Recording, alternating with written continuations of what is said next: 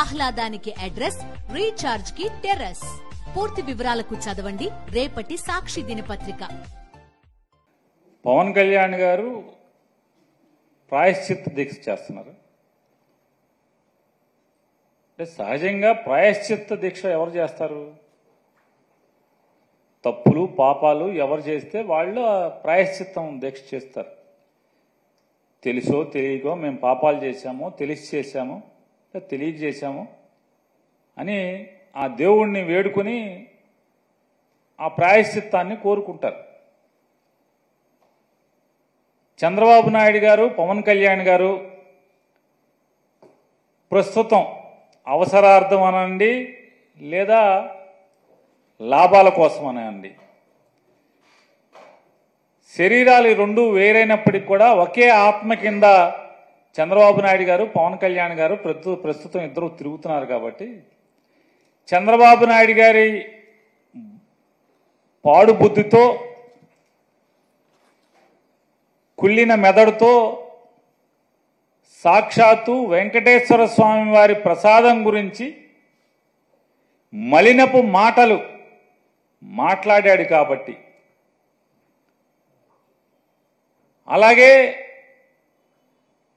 ఎన్నికల్లో ప్రజల్ని ఓటు అడుక్కునేప్పుడు అమ్మఒడి తీసేసి తల్లికి వందనం అనే పేరు మీద సంవత్సరానికి ఇంట్లో ఎంతమంది పిల్లలు ఉంటే అంతమంది పిల్లలకి డబ్బులు ఇస్తామని, 19 ఏళ్లు నిండిన దగ్గర నుంచి 59 ఏళ్ల వరకు ఇంట్లో ఉన్నటువంటి ఎంతమంది ఆడబిడ్డలు ఉంటే అంతమందికి కూడా డబ్బులు ఇస్తాం నెల నెల అని చెప్పని, అలాగే చదువుకుని ఉద్యోగం లేక ఖాళీగా ఉన్నటువంటి ప్రతి నిరుద్యోగ యువకుడికి కూడా నెల నెల 1000 రూపాయలు డబ్బులు నిరుద్యోగ భృతిస్తామని చెప్పని, ఉద్యోగస్తులందరికీ కూడా సిపిఎస్ రద్దు చేసి అందరికీ కూడా మంచి లబ్ధి చేకూరుస్తామని చెప్పని వారి గురించి, ఇలా సమాజంలోని ప్రతి ఒక్కరి గురించి అనేక హామీలనిచ్చి, ఆడబిడ్డలకు ఉచితంగా బస్సులో తిప్పుతామని చెప్పని అనేక రకాల హామీలు, దాని సూపర్ సిక్స్లు, అలాగే షణ్ముఖ వ్యూహాలు, ఇట్లాంటివన్నీ ఇచ్చి మేము జనాల్ని మోసం చేశాము. రాజకీయాల కోసం జగన్మోహన్ రెడ్డి గారిని నిందల పాలు చేయటం కోసం కలియుగ దైవమైనటువంటి వెంకటేశ్వర స్వామి యొక్క ప్రసాదాన్ని కూడా మా మలినపు నాలుకతో తప్పుగా మాట్లాడాము, ప్రజల్లో తప్పుడు ప్రచారాన్ని చేశామని చెప్పని వాళ్ళ అంతరాత్మ దహించుకుపోతుంది. కాబట్టి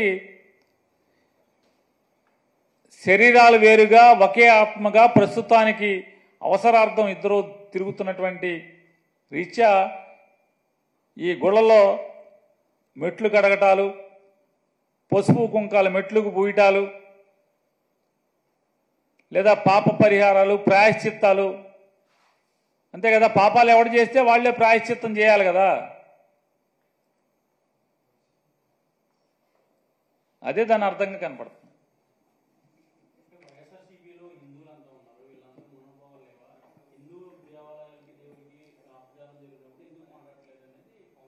ఎవరంటున్నారు సార్? పవన్ కళ్యాణ్ గారా? పవన్ కళ్యాణ్ గారు హిందూ అని చెప్తున్నారా? ఏమండి హిందూ అంటే? ఆ మధ్య భీమవరంలో ఎప్పుడో నేను బ్యాప్టిజం తీసుకున్నా అని చెప్పారు, ఆయనేనా? కాదండి, భీమవరంలో బ్యాప్టిజం తీసుకున్నానని చెప్పారు, వారేనా? పవన్ కళ్యాణ్ గారు? ఆ పవన్ కళ్యాణ్ గారు, ఈ పవన్ కళ్యాణ్ గారు ఒకళ్ళేనా? ఆ మధ్య ఎప్పుడో ఒక ముస్లిమ్స్ ఇంట్లో టోపీ పెట్టుకుని హలాల్ చేశారా మాంసాన్ని, హలాల్ చేయకపోతే మనం తినకూడదని చెప్పని సోఫా మీద కూర్చోకూడదు, రంజాన్ మాసంలో కింద కూర్చోవాలి, మంది ఇది పెద్ద మాంసమేనా అని చెప్పి గబగబా అడిగి తిన్నారు, ఆయనేనా? పెద్ద మొక్కలు అని చెప్పని అడిగి తిన్నారు, ఆయనేనా? ఆయనేనా ఈ పవన్ కళ్యాణ్ గారు? జనం మర్చిపోరు ఏది కూడా. పవన్ కళ్యాణ్ గారు మీరు బ్యాప్టిజం తీసుకున్నానని చెప్పి మీరు చెప్పింది ఎవరు మర్చిపోరు. నాకు మతం లేదు కులం లేదని చెప్పినా మీరు ఎవరు మర్చిపోరు. మీరు రష్యా చర్చిలో యేసు ప్రభువు యొక్క మందిరంలో మోకాళ్ల మీద మోకాళ్ళ దండేసింది కూడా ఎవరు మర్చిపోరు. మీ పిల్లలకి క్రైస్తవ పేర్లు పెట్టుకున్నా కూడా ఎవరు మర్చిపోరు. తప్పు లేదు, తప్పు అని నేను అంటలా. అంటే మీరు ఇవాళ కొత్తగా శ్రీ వైష్ణవ మతం ఎవరన్నా కొత్తగా పుచ్చుకుంటే ఒంట్లో ఎన్ని భాగాలుంటే అన్ని భాగాలకి నామాలు పెట్టుకున్నా అంటే ఎవడో ఈయనలాంటి ఎవడో అట్లా కొత్తగా ఈయన హిందూ మతం తీసుకుని ఉంటాడు. మేమందరం పాత రోజుల నుంచి పుట్టిన కాడి నుంచి హిందువులే మేమందరం కూడా.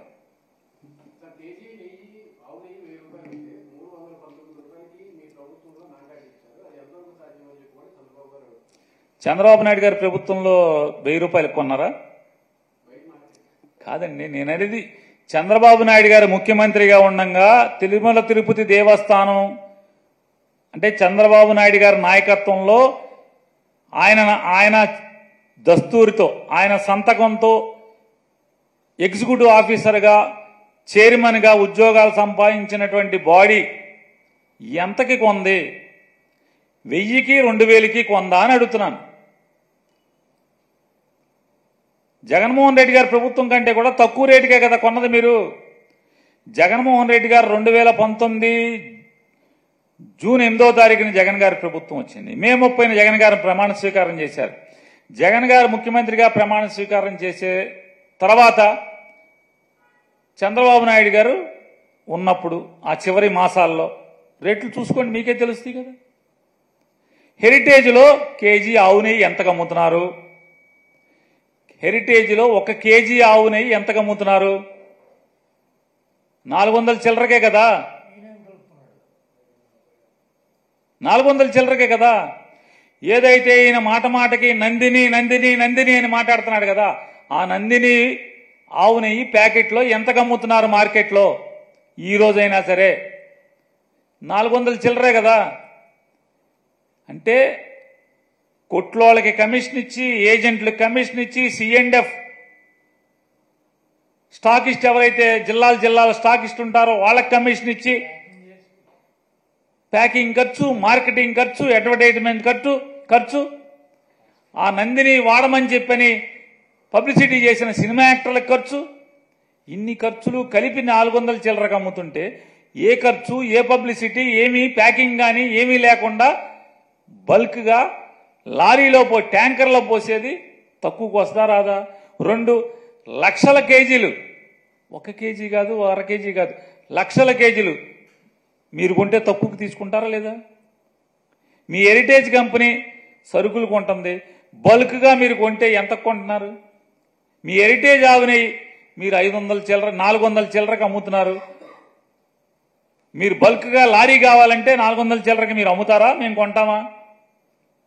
నాకు లారీ ఆవు నెయ్యి కావాలి హెరిటేజ్లో అంటే మేము కేజీ 400 చిల్లరకి ప్యాకెట్ చేసి అమ్ముతున్నాం కాబట్టి అదే 400 చిల్లరకని అమ్ముతారా? అమ్మితే ఎవడన్నా కొంటాడా? లారీ ఆవు నెయ్యి కావాలంటే.